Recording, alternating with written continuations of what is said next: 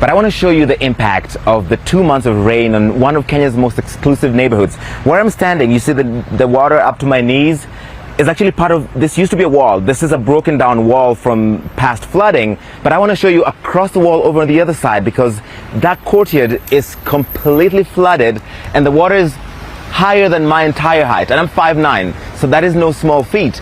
This is one of Nairobi's most exclusive neighborhoods. These are high-end properties, mansions, fancy hotels. We're just a few hundred meters from the UN office in Nairobi, and that is what you see over there. That's the reality of the flooding that Kenya has been seeing over this past 2 months. So I'm just going to walk over across the road, because that water is coming from that compound across the road. This road is officially closed, but that has not stopped people from using it all the same, because this is one of the easier ways to get to where they're going instead of getting rerouted.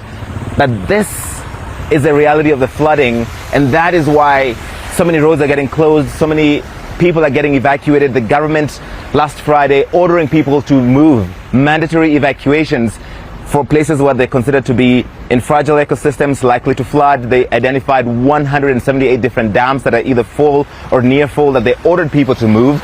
And this morning, because of 6 hours of rain overnight, they closed this road.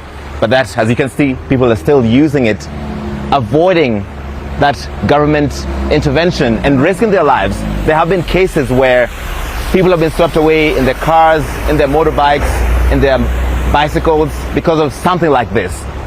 Disobeying that government guidance and going through it anyway, not knowing how deep the water is or if there's any sudden change in the currents or anything of the sort. But this is the reality of flooding across the country. This is why so far 228 people have been killed across the country. That is danger. I didn't know how deep this is. 228 people have been killed across the country. More than 160,000 people are displaced. And the forecast, according to President William Ruto, is that there will still going to be more rain throughout this month, possibly into next month.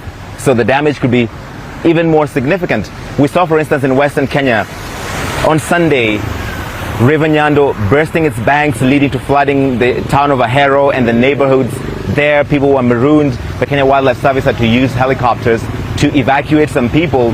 The county government of Kisumu appealing for help because they now have a few hundred more people who are displaced.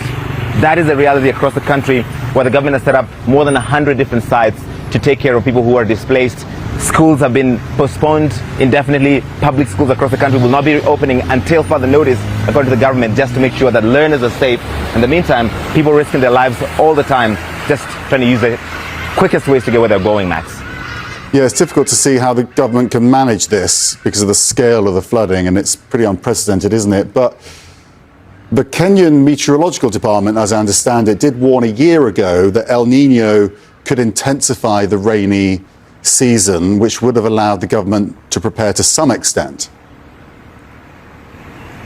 That's absolutely correct. The Kenya Met Department, to their credit, has always warned that we would see enhanced rainfall because of the El Nino weather phenomenon. These warnings have been public. They have made these documents available to government, and that's why there's been so much criticism of the government's response to this. The lack of early warning to citizens to evacuate, the lack of a plan for disaster response as soon as people were, in some places, the flash floods, where there were mudslides, they were not responded to immediately. So some people died just because the response was inadequate.